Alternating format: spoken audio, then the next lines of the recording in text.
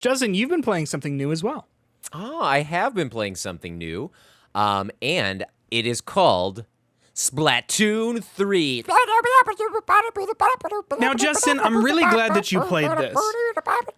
And I'm loving that you're just keeping doing that. That's the whole game. That's all you hear. Is that true? I mean, that's like the music, and then you get like... Yeah, like, okay, like, okay, a lot of like paint, a lot of wet sounds, like...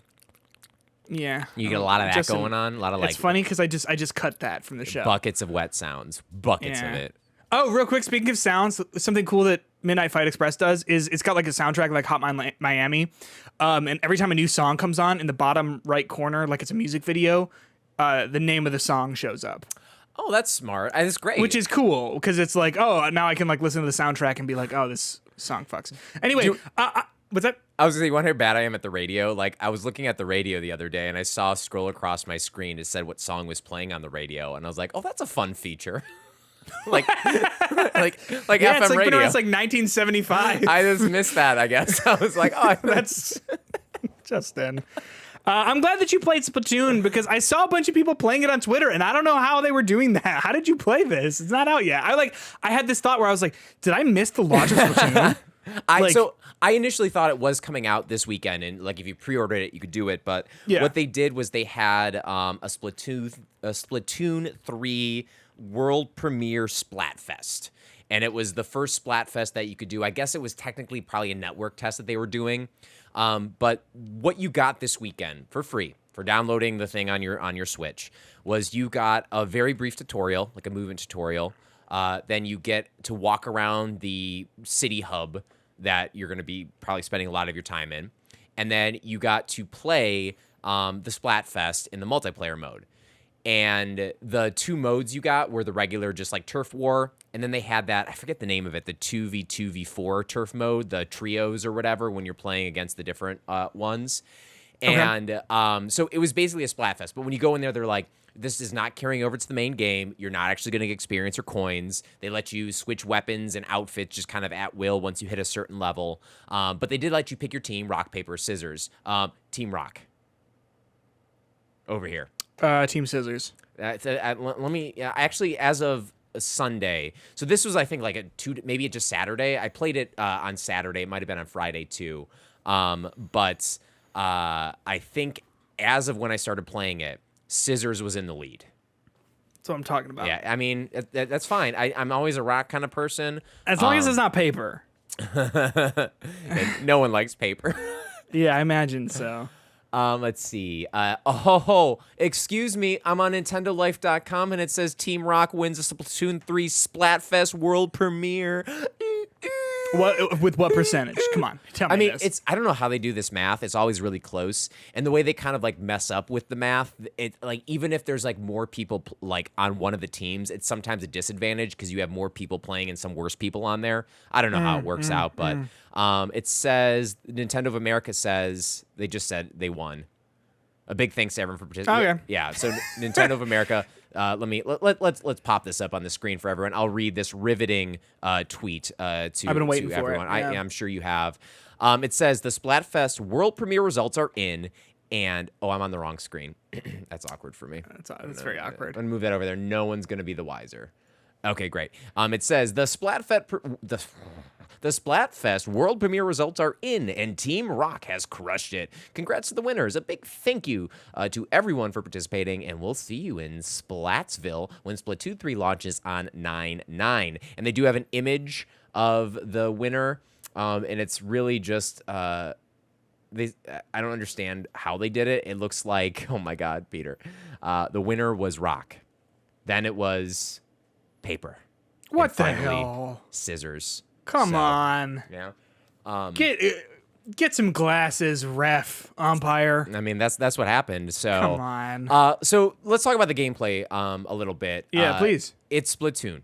And that might seem like a bad thing to people when I just say it's more Splatoon.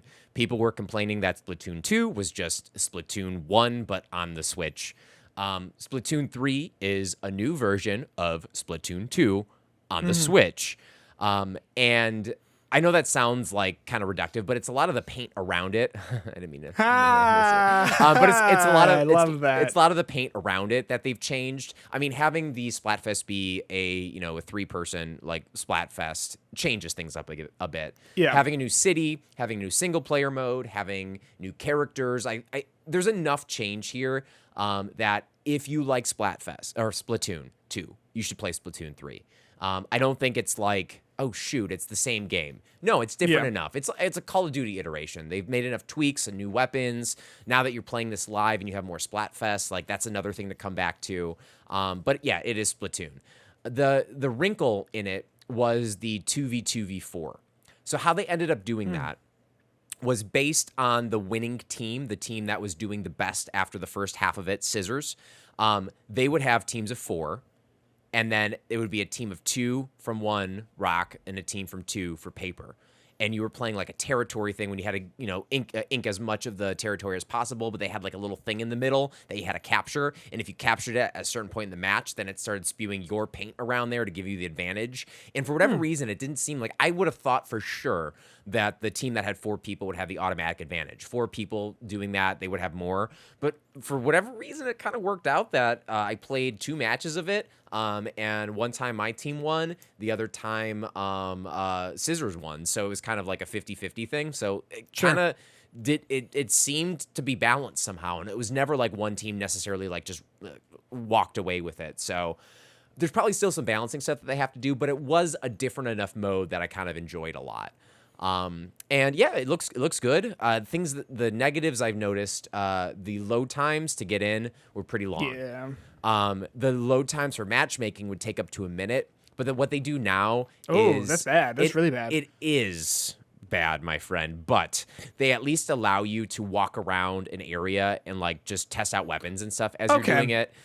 So there's at least stuff to do in between it. And there's even a moment when you can, at the end of it, you can stop playing, you can continue playing, or you can change gear and then continue playing. And if you change the gear and continue playing, it does automatically like get you in the queue, times you a certain amount of time to change your gear, and then you start playing. That is like Fortnite lets you do that, but just like with your skins, right? Yeah. And like, I can't believe that is not a function in every single video game that has online matchmaking and like multiple different like either gear or skins or whatever. Like, it is such a great thing to just like to not have to like derail your time, or if you're playing with multiple people to be like, hold on guys, can we go back to the lobby for me to like change this? And you're in that lobby with your teammates if you're in a group. I didn't do it personally, but I saw other people online playing it, so they're with more people. So I think that that's a very positive thing. And I think like you said, like almost a minute seems like a long time, but play Fortnite. It's not always instantaneously. It's short, but it still takes a while to get into it. And I just like the gameplay loop of this. The matches are so quick. You just go in, and it almost like, it's so weird because it almost doesn't matter who wins. It feels like, I know it does, but it also doesn't. It's a little bit more lighthearted, right? Yeah. And like, I'm not great with the aiming because that's one thing I'm still struggling with this game is like, do I do the stick controls, motion controls? Like, I'm always like playing with sensitivity, which I hate that. That's like the first thing I have to do with this game. Because the standard mode is move left and right with the right stick and then up and down with your gyro controls. And no thanks. It's a little disorienting, but like when your goal is to like paint the ground and not always be like super precise, and you get used to it and you get better at it, like it is a different control scheme. You can go to the joystick if you want, but that's not recommended with the Joy-Cons. It's a fun game. I'm excited to play the single player. I'm excited to play the Horde salmon run things, which are available all the time instead of just like limited events.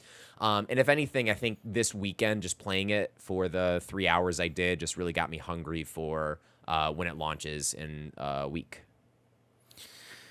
Justin, I bought the Splatoon Switch. Does that come with the game though? No, I don't think so. What if you got this? I kind of thought it did. And I was like, oh, that's actually, save me another trip. I've got to go pick that up on a week from Wednesday, so I've still got like a minute. But did it cost more than the OLED, or was it the same price as the OLED? I think it's the same price. It was $350, I think. Okay. It was one of those things where I was like, well, I'll be able to write this off on my taxes. That's true, actually. And like I've got the drift in my Joy-Con, so that's already $80 I was gonna have to spend anyway. The same reason I bought the OLED myself, and then those started drifting. Well, it's just like, at a certain point, like, well, I might as well just do this. Yeah. Make the upgrade to see, like, to see it and whatever else. So, because also, like I said, my battery on my regular Switch has been not doing too hot. But there you go.